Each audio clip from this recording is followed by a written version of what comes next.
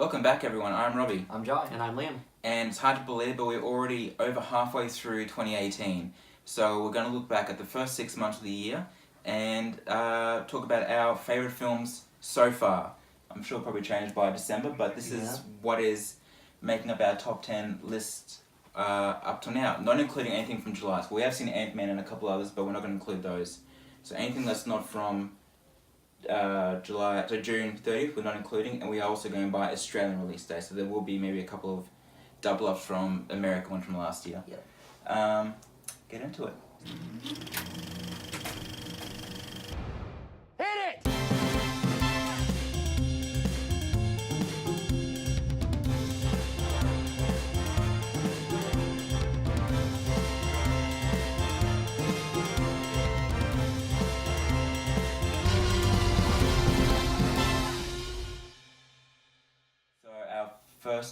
So 5 movies that didn't make our top 10 that we just still really enjoyed.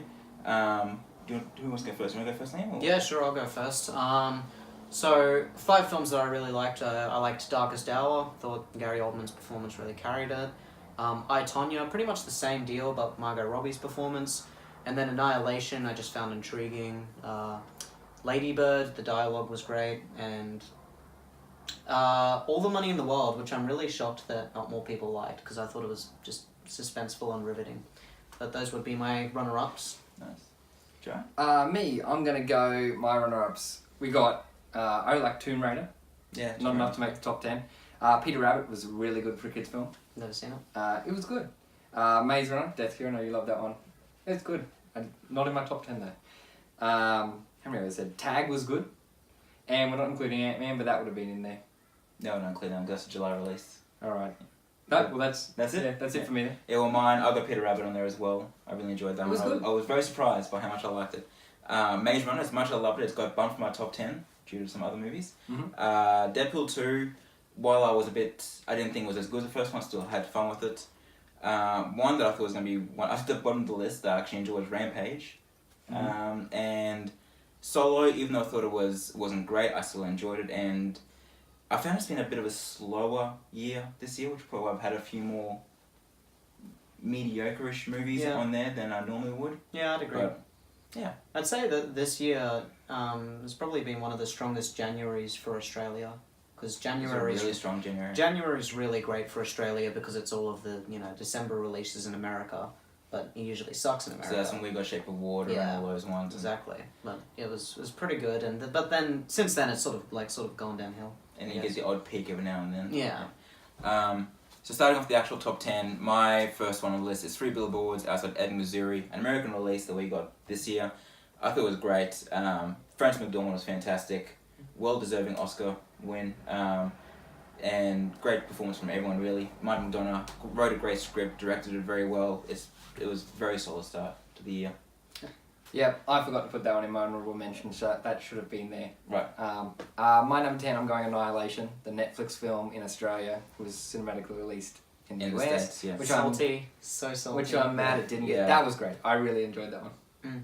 And my number 10 would be Disobedience, which came out at the very end of June. It was very, very sensual, very beautiful. It felt very real as well, very grounded, and I just loved pretty much every second of it. Nice. Number 9. My number 9 is Ocean's 8. Well, I didn't think it was nearly as strong as the first Ocean's, number 11, or really quite strong as Ocean's 13. I still had a great time with it. I thought it was really, really well done. Had a few nitpicks that we talked about in our review, but I've seen it a couple of times now, and the second time I liked it even more, so it's definitely in my top 10 for now. My number 9, which I enjoyed more than a lot of people enjoyed, is Solo, A Star Wars Story. It was good. I had fun with it. Is that a Jye line as well? It is a Jye line. Alright. And my number 9 would be The Shape of Water, American release in end of last year, but came out in January, and it's so beautiful. It's a modern day fairy tale, and it's just kind of amazing how, that won Best Picture, like in the best way possible, It feels. I'm glad it did. Yeah, it was great. It's fantastic. Yeah, that was good. My number 8, I'm actually surprised it's not higher. I thought it would be still halfway through the year, but I guess it goes to show how strong the other movies are. A Quiet Place, which I loved. That was one of the most suspenseful films I've seen in a long time. John Krasinski and Emily Blunt just nailed it. I thought it was so well done. Perfectly paced, perfectly put together. Yeah, it was great. Definitely a cinematic experience, that one. It was so good. My number 8 is Love, Simon. This is one I didn't really have any expectations going in, and it was really, really good. We saw it for free, which was good too. We did. At an advanced screening. It was Yeah, really like, good. what, 2 months earlier or something? 2 months early. Thank you. And my number 8 would be Hereditary, which I did not get to see for free. But it's one of the creepiest horror films I've ever seen, and at its core, it's a family drama, and it's just, Jye and I both love it. It's fantastic. I can't wait to watch it again and pick up on all the other things that I never really noticed. But you can't wait to watch it again either. No. Oh, actually, I have bumped it to a 3-star. Oh, It was better than 2.5. that's true. My number... We're up to 7. My number 7 is Love, Simon. I also love that one.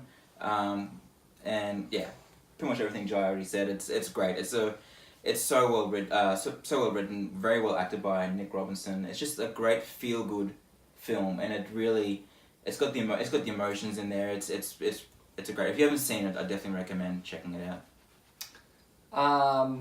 We have 7. Yes. I'm putting Hereditary in here. Yeah, it was really, really good. Really suspenseful. A movie you don't know what the hell's going to happen next, so if you haven't seen it, see it immediately. And my number 7 pick would be Avengers Infinity War. This film, I feel like I'm the one person on planet Earth that wasn't looking forward to it, apparently. I was not looking forward to anything about it. I kept seeing like the cast come out, and I was like, what the shit is going on? There's so many people in it. It's going to be convoluted. It's not going to be focused. It's going to be a mess. And I saw it, and I was kind of blown away. Not because the film was overly mind-blowing, in my opinion, but because of how well it was handled. And it's one of the best blockbusters I've seen in quite a while, actually. Really enjoyed it, and I can't wait to see how they finish it off with Avengers 4. Yeah. Number 6, another Marvel movie, Black Panther. I didn't have any expectations really going into this one, and saw it and thought it was fantastic. Definitely, I thought it was a nice change for Marvel. I had a brand new world, something we hadn't seen before. They explored it very well, I thought. One of the best Marvel villains we've had to date with Michael B. Jordan's Killmonger. And yeah, it does go down a bit the formulaic road a couple of times, but as a whole, I thought it was very surprising. Ditto. Black Panther was my number 6 as well. Nice. Loved it. Yeah, everything you just said. Continue. My number 6 is not Black Panther. My number 6 is Phantom Thread, which is Paul Thomas Anderson's latest flick, and it's fantastic. And Daniel Day-Lewis's farewell. Last performance, and boy did he go out with a bang. It's so riveting. It's such an interesting love story, and the fact that it's so different. And when it's very slow paced and very slow building, but when it gets to the end, you really discover what it's all about. And I was like, oh, everything sort of clicks. And I just fell in love with it for that. And I think it has one of the best scores of the year so far. It's beautiful. Johnny Greenwood, right? Pardon? Is it Johnny Greenwood? Yeah, I loved it. He's great. My number 5, getting to the top half of the movies, Incredibles 2. 14 years we waited for this movie, and it did not disappoint. Brad Bird, thumbs up, like, what an amazing job he did. Writing, directing, again, came back as Edna Mode for a nice little role. It was the perfect continuation that we wanted for the movie, and yeah, it was great. Even though the voices, like we mentioned, you could pick their age a little bit, did not detract from the film at all, and the animation has never looked this good. Yep, I agree. Ditto? That's not my next one though. Okay. My next one probably it shouldn't really be like movie-wise top 5, but just because it's so cool is Infinity War. That's my number 5. Finally seeing all these characters come together was great. Yeah. Number 5. Yeah, fair enough. You're right. Yeah, and my number 5 was 3 Billboards Outside Ebbing, Missouri. Pretty much echoing all of Rob's points. It was funny, it was sad, it was beautifully directed, beautifully shot. Performances were great. My pick for the best performance was Sam Rockwell, though. He stole the show, in my opinion. It was great. It was great. It was great. Yeah. Was he great? Yeah. Yeah. He was great, right? Yeah. Yeah. My number 4 is another American release that came out last year, but we got it this year. Spielberg's The Post. I adored this movie. I thought it was so well filmed, so well put together. I know you guys didn't respond to it as much. I like it, but it's fine. I thought it was fantastic. I had high hopes because it was Spielberg, but at the same time I thought, a newspaper movie, how excited can it be? And I was riveted from beginning to end. And John Williams turned in another amazing score. Meryl Streep and Tom Hanks. I mean, what else can you say about Meryl Streep and Tom Hanks? They're phenomenal. And then, of course, Spielberg, just... The use of the camera was exquisite. It's fantastic. Fair enough. This may surprise you, but my number 4 is also Spielberg's Ready Player One. Not The Post. Ready Player One is excellent. I love the book. I love the film. They're very different. Very different, yeah. Yeah. I can echo that now because I've done the book, yeah. Yep. Book is slightly better. Movie is still excellent. I And disagree it's with that so one. much fun. You disagree? For the movie. No, book's better. Liam. My number 4 is Tully, Jason Reitman's latest film. I've not seen this yet. Me neither. I loved it. I thought it was... I think it's probably his strongest film to date, if I'm completely honest. Wow, I haven't seen okay. a lot of his films. I'm a big fan of Juno. I know that, like, you know, he's not the most loved director or anything, but I think he did a great job with Tully. Charlize Theron and Mackenzie Davies, or Davis, I can't remember her last name. Davis, I think, isn't it? Yeah. Just were brilliant in their respective roles, and it was just one of those films where there's not really a plot going along, but you're following these characters and you really enjoy it because you're following these characters, Right. and they're so real and so grounded, and I loved it. Cool, so into the top 3. My number 3 is one you guys have already mentioned, Avengers Infinity War. I thought it was incredible. Like pretty much what you guys already said. The way they juggle everything was perfect balancing, but I was just so surprised with where it went, and I can't really go into anything really because it's still spoiler territory, I feel, because it's still fairly new, but yeah, if you haven't seen it and you're a big fan, like, what are you waiting for? It's phenomenal, and it will really kind of like sucker punch you with the last 20 minutes. Speaking of incredible, my number 3 is Incredibles 2. It's Wow, awesome. what a great transition. Thanks. Yeah, it's great. It is great. It's not quite as good as the first one, but so damn close. And the animation is gorgeous. It's just a great film. Fair enough. My number 3 is The Death of Stalin. And this is a film that was another American release end of last year, but I saw it in March, and it was fantastic. I was laughing the whole time. It's very satirical, and it's got a great ensemble cast. You know, they all work so well together, and they really play off each other so well. And not only that, but it's actually very well shot. And it's got an interesting colour palette that it really accentuated like reds and stuff. And it was very, very interesting to look at. And Jason Isaacs, right? yeah, he's in it, yeah. Yeah, and I just loved it. It was great. You saw it too, didn't you? Yeah, You I thought it was good. Okay. I thought it was good. I need to see it. There's certain characters in it who are a lot funnier than others. Yeah, yeah, that's true. And there are a lot of moments that are a lot funnier than others. The movie is a bit all over the place for me, but yeah, it's good. Not in my top 10, though. Okay. I'll just say also, I've been quite brief in this because we've spoke at length. Yeah, all these if films. you want to see our full, most of these films we've talking about, we have got our reviews up, so if you want to get our full details on it, go check those out. Number 2 is, I'll be curious to see going into the next 6 months if this one budges from number 2, because I really don't think it will, but we'll see. Ready Player One is my number 2. Huge hopes for it, and it didn't disappoint. Steven Spielberg returning finally to a fantasy style movie. Pretty much everything Jye said already. Like, it's so good, so imaginative. I watched it again a couple of days ago, and it's still I like even more. It's amazing blend of old and new, and Spielberg once again shows his knack for staging absolutely jaw-dropping scenes. Like that whole car chase at the beginning is one of the best sequences I've seen in an action film in a long time. It's just mind-blowing. Cool. It is a great film. My number 2 is A Quiet Place.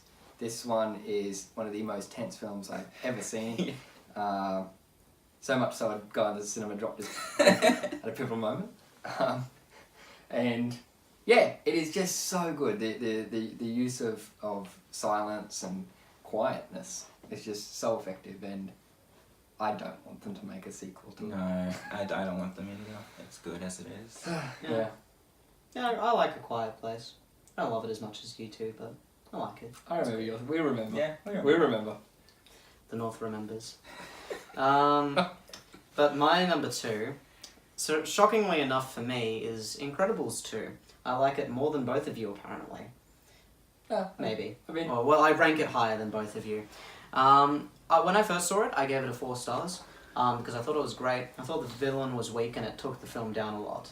And there were little nitpicks like, you know, them sounding older. That it was just like little things that was like, this is a great time and I'm really enjoying it and it's very well made. The animation is stunning, but like, you know, it's not as good as you know, other films that I've seen. But then I watched it a second time and I loved it. And then I watched it a third time. And you loved it even more. I loved it even more. And I now, to this day, I've seen it 4 times at the cinema. I regret nothing. And it's gone up from a 4 to a 4.5. I absolutely love it. The little things that it does wrong, or the little nitpicks, just don't matter. They just don't matter. Every great film's got a nitpick though. Yeah, exactly. And everything is just so well done that I can't get over it. It's so entertaining. It's so funny. It's got Baby so Jack much Jack and heart. the Raccoon. Yeah. It's got so much heart. I love it. Yeah. That's my number 2 for the year so far. So far, This yeah, stage. yeah. My number 1, and I can feel you to judge me, and I don't care. Jurassic World: Fallen Kingdom.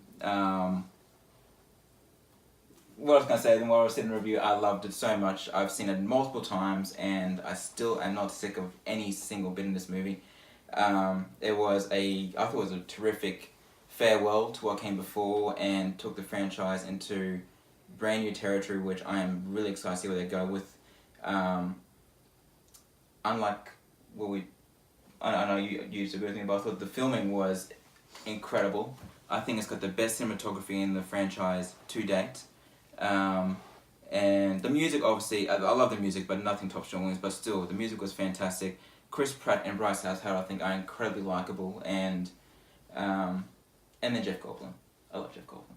But who doesn't? Exactly. It's on par with the first Jurassic World, which I obviously have already said I love a lot. It's a bold pick for number 1. Well, I don't care. I'm going with it.